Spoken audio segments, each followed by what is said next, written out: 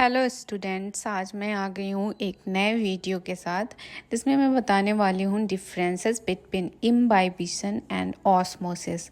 तो डिफरेंसेस जानने से पहले हम लोग जान लेते हैं कि इम्बाइबिशन एंड ऑस्मोसिस एग्जैक्टली होता क्या है।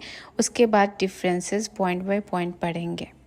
इम्बाइबिशन को समझने के लिए मैंने यहाँ एक इमेज लिया है जिसमें आप देख सकते हो कि दो कंटेनर है, कंटेनर 1 एंड कंटेनर 2। तो कंटेनर 1 में जो ब्लूइश वाला पार्ट है वो है वाटर यानी सॉल्वेंट, एंड ऑरेंजेस पार्ट जो है वो है रेजिन्स। तो कंटेनर 1 में क्या किया गया है, इसमें रेजिन्स को वाटर में डाल के छोड़ दिया गया है और आफ्टर 1 आवर हम क्या देखते हैं कि कंटेनर 2 में ये रेजिन जो है वो सोलन अप हो चुका है।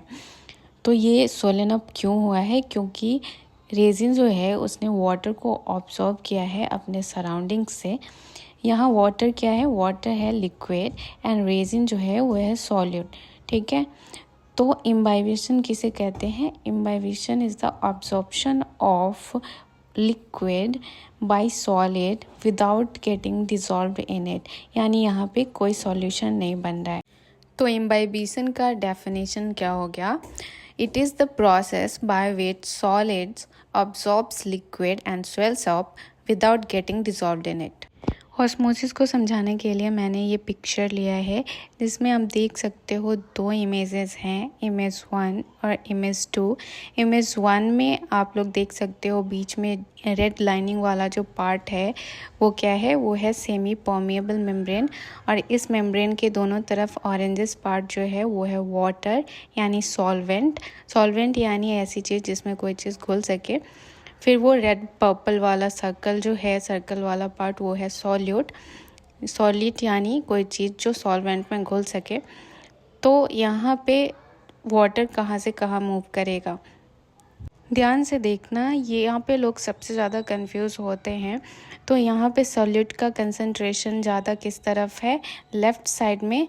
तो सॉल्यूट का कंसंट्रेशन ही सॉल्यूशन का कंसंट्रेशन डिसाइड करता है, इसलिए वाटर जो है, सॉल्वेंट जो है, वो राइट टू लेफ़्ट मूव करेगा।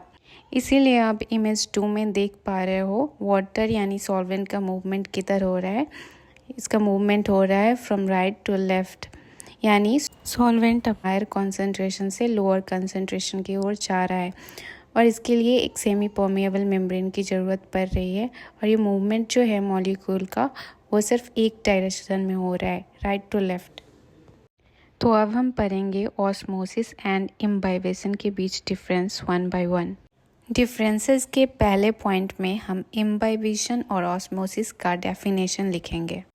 डिफरेंसेस में दूसरा पॉइंट होगा imbibition does not require semi permeable membrane while osmosis requires semi permeable membrane.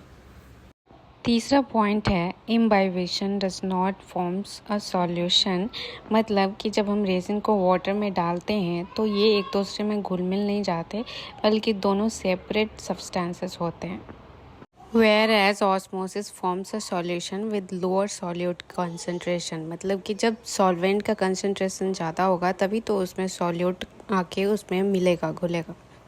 Fourth point है imbibition requires single solution with water, मतलब कि जैसा कि आपने इम्बाइबिशन वाले इमेज में देखा था, उसमें वाटर क्या था? सॉल्यूशन था। मतलब वाटर है तो थोड़े बहुत आयंस उसमें होंगे ही, तो आयंस के साथ वो सॉल्यूशन बनाता है with solvent water and solute ions.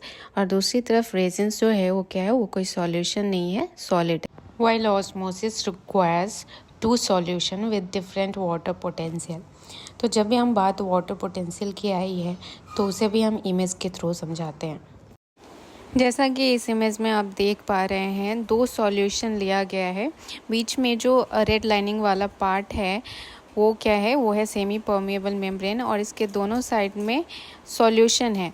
तो ऑरेंजेस पार्ट जो है वो क्या है? वो है सॉल्वेंट यानी वाटर, एंड पर्पल सर्कल वाला पार्ट जो है वो है सॉल्यूट। ठीक है, तो अब आप हमें बताइए कि इन दोनों सॉल्यूशन में वाटर पोटेंशियल किधर ज़्यादा होगा, लेफ़्ट में या राइट में? तो यहाँ पे वाटर पोटेंशियल ज़्यादा होगा राइट साइड में, क्योंकि राइट साइड में सॉल्यूट का कंसंट्रेशन कम है, जिसकी वजह से वाटर मॉलिक्यूल्स आसानी से मूव कर पाएंगे। वहीं पे लेफ़्ट साइड में क्योंकि सॉल्यूट का कंसंट्रेशन बहुत ज़्यादा है, वाटर मॉलिक्यूल्स के मूवमेंट में रुकावट आएगी, इसलिए वाटर का पोटेंशियल घट जाएगा। फिफ्थ पॉइंट में हम देखेंगे इम्बाइबिशन और ऑस्मोसिस के एग्जाम्पल्स। इम्बाइबिशन का एग्जाम्पल है absorption of water bye seeds. Imbibition का एग्जाम्पल आप देख सकते हो यहाँ पे कि कैसे कुछ सीड्स लिए गए हैं और उसे डाले गए हैं सॉल्यूशन में, और कुछ समय बाद देखा गया कि वो सीड जो है वो सोलन अप हो गया है by absorbing the water from its surrounding. Osmosis का एग्जाम्पल है exosmosis in fresh water fish and endosmosis in salt water fish. Osmosis का एग्जाम्पल दिखाने के लिए मैंने ये इमेज लिया है जिसमें एक्सोऑस्मोसिस दिखाया गया है। इसमें देख सकते हो आप कि एक फ्रेश वाटर फिश को क्या किया गया है, सॉल्ट वाटर मीडियम में डाला गया है। तो सॉल्ट का कंसंट्रेशन क्या होगा, यहाँ पे ज़्यादा होगा, बाहर के इन्वायरमेंट में ज़्यादा होगा। फ्रेश वाटर फिश जो है उसके अंदर में सॉल्ट का जो कंसंट्रेशन होगा वो बहुत कम होगा, जिसकी वजह से क्या होगा, वाटर जो है वो उसके बॉडी से आउटसाइड मूव कर जाएगा और इसकी वजह से फ़िश की डेथ भी हो जाती है। अगर सारा वाटर बाहर मूव कर जाएगा तो इसकी वजह से फ़िश की डेथ हो जाती है। इस प्रोसेस को एक्सोऑस्मोसिस कहते हैं। इसका जस्ट अपोजिट होता है एंडोऑस्मोसिस, जिसमें हम मरीन वाटर फिश को डालते हैं फ्रेश वाटर मीडियम में, जिससे फिश की डेथ हो जाती है।